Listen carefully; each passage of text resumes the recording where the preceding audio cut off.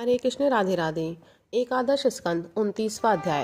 भागवत धर्मों का निरूपण और उद्धव जी का बद्रिका आश्रम गमन। उद्धव जी ने कहा, अच्युत, जो अपना मन वश में नहीं कर सका है उसके लिए आपकी बतलाई हुई इस योग साधना को तो मैं बहुत ही कठिन समझता हूँ। अतः आप कोई ऐसा सरल और सुगम साधन बतलाइए जिससे मनुष्य अनायास ही परम पद प्राप्त कर सके।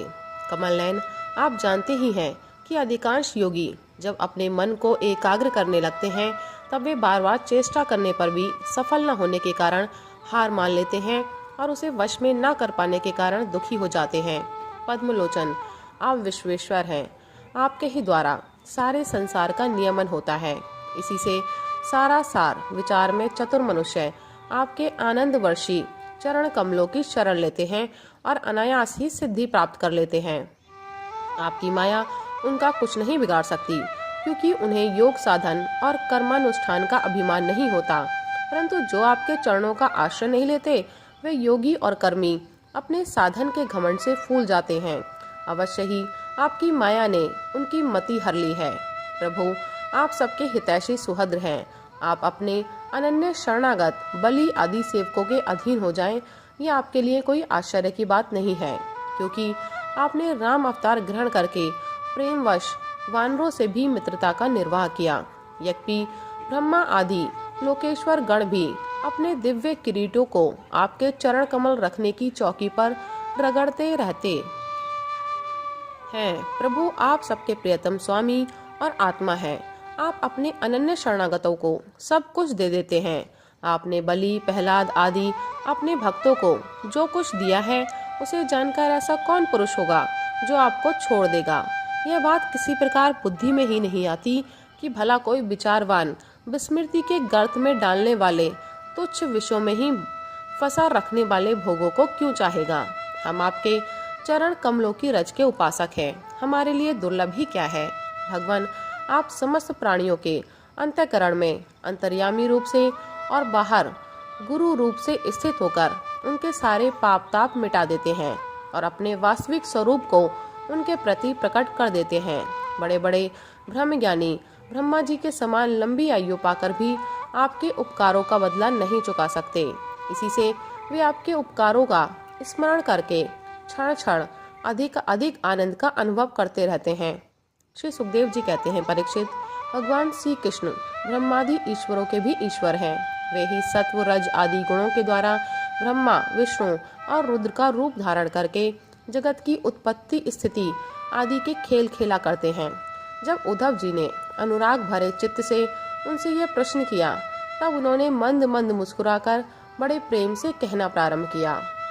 श्री भगवान ने कहा, प्रिय उद्धव, अब मैं तुम्हें अपने उन मंगलमय भागवत धर्मों का उपदेश करता हूँ जिनका श्रद्धा पूर्वक आचरण करके मनुष्य संसार रूप दुर्जय मृत्यु को अनायास ही जीत लेता है।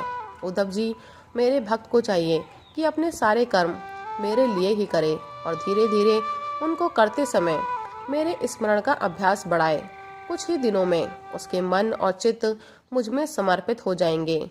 उसके मन और आत्मा मेरे ही धर्मों में रम जाएंगे। मेरे भक्त साधुजन जिन पवित्र स्थानों में निवास करते हों उन्हीं में रहे और देवता, असुर अथवा मनुष्यों में जो मेरे अनन्य भक्त हो उनके आचरणों का अनुसरण करे। पर्व के अवसरों पर सबके साथ मिलकर अथवा अकेला ही नृत्य, गान, वाग आदि महाराजोचित ठाट बाट से मेरी यात्रा आदि के महोत्सव करें। शुद्धांतःकरण पुरुष आकाश के समान बाहर और भीतर परिपूर्ण एवं आवरण शून्य मुझ परमात्मा को ही समस्त प्राणियों और अपने हृदय में स्थित देखे। निर्मल बुद्धि उद्धव जी, जो साधक केवल इस ज्ञान दृष्टि का आश्रय लेकर संपूर्ण प्राणियों और पदार्थों में मेरा दर्शन करता है और उन्हें मेरा ही रूप मानकर सत्कार करता है, तथा ब्राह्मण और चांडाल, चोर और ब्राह्मण भक्त, सूर्य और चिंगारी तथा कृपालु और क्रूर में समान दृष्टि रखता है, उसे ही सच्चा ज्ञानी समझना चाहिए।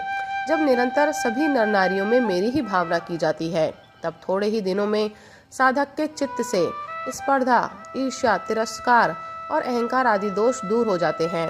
अपने ही लोग यदि हंसी करें तो करने दें, उनकी परवाह न करें। मैं अच्छा हूँ, वह बुरा है, ऐसी देह दृष्टि और लोक लज्जा को छोड़ दें और कुत्ते, चांडाल, गौ एवं गधे को भी पृथ्वी पर गिरकर साष्टांग दंडवत प्रणाम करे। जब तक समस्त प्राणियों में मेरी भावना भगवत भावना न होने लगे, तब तक इस प्रकार से मन, वाणी और शरीर के सभी संकल्पों और कर्मों द्वारा मेरी उपासना करता रहे। उद्धव जी, जब इस प्रकार सर्वत्र आत्मबुद्धि ब्रह्म बुद्धि का अभ्यास किया जाता है, तब थोड़े ही दिनों में उसे ज्ञान होकर सब कुछ ब्रह्म स्वरूप दिखने लगता है। ऐसी दृष्टि हो जाने पर सारे संशय संदेह अपने आप निवृत्त हो जाते हैं और वह सब कहीं मेरा साक्षात्कार करके संसार दृष्टि से उपराम हो जाता है।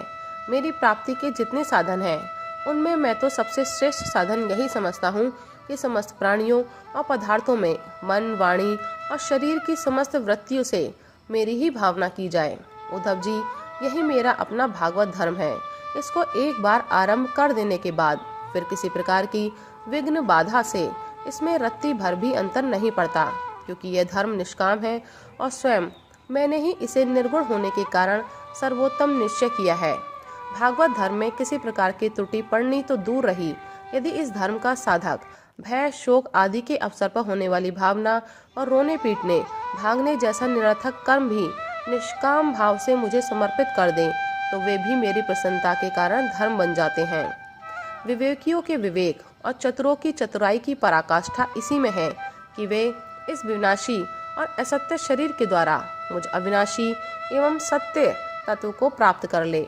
उद्धव जी, यह संपूर्ण ब्रह्म विद्या का रहस्य मैंने संक्षेप और विस्तार से तुम्हें सुना दिया। इस रहस्य को समझना मनुष्य की तो कौन कहे, देवताओं के लिए भी अत्यंत कठिन है।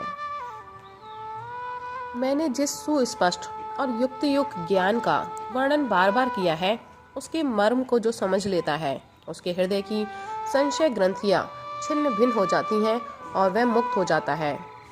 मैंने तुम्हारे प्रश्न का भली भांति खुलासा कर दिया। जो पुरुष हमारे प्रश्नोत्तर को विचार पूर्वक धारण करेगा, वह वेदों के भी परम रहस्य सनातन पर ब्रह्म को प्राप्त कर लेगा।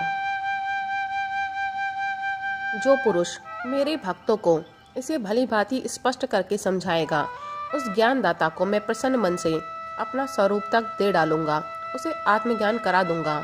उद्धव जी, यह तुम्हारा और मेरा संवाद स्वयं तो परम पवित्र है ही, दूसरों को भी पवित्र करने वाला है। जो प्रतिदिन इसका पाठ करेगा और दूसरों को सुनाएगा, वह इस ज्ञान दीप के द्वारा दूसरों को मेरा दर्शन कराने के कारण पवित्र हो जाएगा। जो कोई एकाग्र चित्त से इसे श्रद्धा पूर्वक नित्य सुनेगा, उसे मेरी पराभक्ति प्राप्त होगी और वह कर्म बंधन से मुक्त हो जाएगा। प्रिय सखे, तुमने भली भांति ब्रह्म का स्वरूप समझ लिया ना, और तुम्हारे चित्त का मोह एवं शोक तो दूर हो गया ना। तुम उसे दाम्भिक, नास्तिक, शठ, अश्रद्धालु, भक्तिहीन और उद्धत पुरुष को कभी मत देना। जो इन दोषों से रहित हो, ब्राह्मण भक्त हो, प्रेमी हो, साधु स्वभाव हो और जिसका चरित्र पवित्र हो, उसी को यह प्रसंग सुनाना चाहिए। यदि शूद्र और स्त्री भी मेरे प्रति प्रेम भक्ति रखते हों, तो उन्हें भी इसका उपदेश करना चाहिए। जैसे दिव्य अमृतपान कर लेने पर कुछ भी पीना शेष नहीं रहता, वैसे ही यह जान लेने पर जिज्ञासु के लिए और कुछ भी जानना शेष नहीं रहता। प्यारे उद्धव, मनुष्य को ज्ञान, कर्म, योग, वाणिज्य और राजदंड आदि से क्रमशः मोक्ष, धर्म, काम और अर्थ रूप फल प्राप्त होते हैं, परंतु तुम्हारे जैसे अनन्य भक्तों के लिए वह चारों प्रकार का फल केवल मैं ही हूँ। जिस समय मनुष्य समस्त कर्मों का परित्याग करके मुझे आत्मसमर्पण कर देता है, उस समय वह मेरा विशेष मान्य हो जाता है और मैं उसे उसके जीवत्व से छुड़ाकर अमृत स्वरूप मोक्ष की प्राप्ति करा देता हूँ और वह मुझसे मिलकर मेरा स्वरूप हो जाता है। श्री सुखदेव जी कहते हैं, परीक्षित, अब उद्धव जी योग मार्ग का पूरा पूरा उपदेश प्राप्त कर चुके थे। भगवान श्री कृष्ण की बात सुनकर उनकी आंखों में आंसू उमड़ आए। प्रेम की बाढ़ से गला रुंध गया। चुपचाप हाथ जोड़े रह गए और वाणी से कुछ बोला न गया। उनका चित्त प्रेमावेश से विहल हो रहा था। उन्होंने धैर्य पूर्वक उसे रोका और अपने को अत्यंत सौभाग्यशाली अनुभव करते हुए सिर से यदुवंश शिरोमणि भगवान श्री कृष्ण के चरणों को स्पर्श किया तथा हाथ जोड़कर और उनसे यह प्रार्थना की। उद्धव जी ने कहा, प्रभु, आप माया और ब्रह्मा आदि के भी मूल कारण हैं। मैं मोह के महान अंधकार में भटक रहा था। आपके सत्संग से मैं सदा के लिए भाग गया। भला जो अग्नि के पास पहुंच गया, उसके सामने क्या शीत, अंधकार और उसके कारण होने वाला भय ठहर सकते हैं। भगवान, आपकी मोहिनी माया ने मेरा ज्ञान दीपक छीन लिया था, परंतु आपने कृपा करके वह फिर अपने सेवक को लौटा दिया। आपने मेरे ऊपर महान अनुग्रह की वर्षा की है। ऐसा कौन होगा जो आपके इस कृपा प्रसाद का अनुभव करके भी आपके चरण कमलों की शरण छोड़ दे और किसी दूसरे का सहारा ले। आपने अपनी माया से सृष्टि वृद्धि के लिए दारशाह, वृष्णि, अंधक और सातवत वंशी यादवों के साथ मुझे सुदृढ़ स्नेह पाश से बांध दिया था। आज आपने आत्मबोध की तीखी तलवार से उस बंधन को अनायास ही काट डाला। महायोगेश्वर, मेरा आपको नमस्कार है। अब आप कृपा करके मुझ शरणागत को ऐसी आज्ञा दीजिए जिससे आपके चरण कमलों में मेरी अनन्य भक्ति बनी रहे।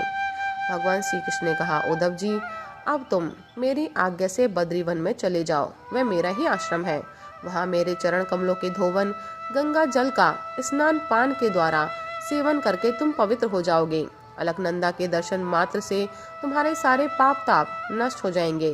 प्रिय उद्धव, तुम वहाँ वृक्षों की छाल पहनना, वन के कंद मूल फल खाना और किसी भोग की अपेक्षा न रखकर इस प्रवृत्ति से अपने आप में मस्त रहना।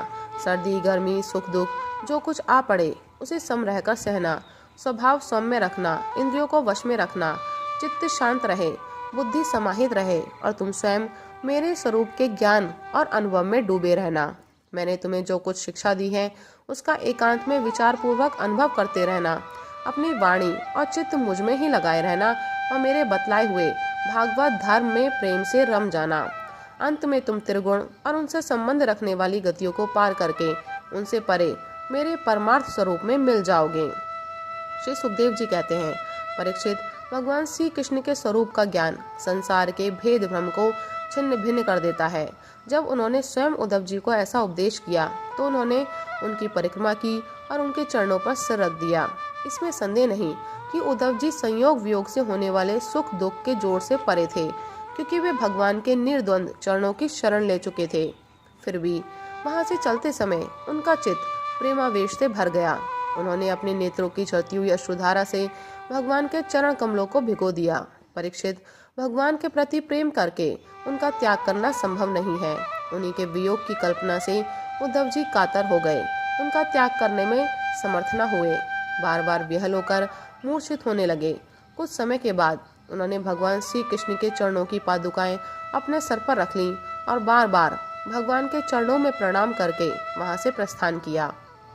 भगवान के परम प्रेमी भक्त उद्धव जी हृदय में उनके दिव्य छवि धारण किए बद्रिकाश्रम पहुँचे और वहाँ उन्होंने तपो में जीवन व्यतीत करके जगत के एकमात्र हितैषी भगवान श्री कृष्ण के उपदेश अनुसार उनकी स्वरूप भूत परम गति प्राप्त की। भगवान शंकर आदि योगेश्वर भी सच्चिदानंद स्वरूप भगवान श्री कृष्ण के चरणों की सेवा किया करते हैं। उन्होंने स्वयं श्रीमुख से अपने परम प्रेमी भक्त उद्धव के लिए इस ज्ञान अमृत का वितरण किया।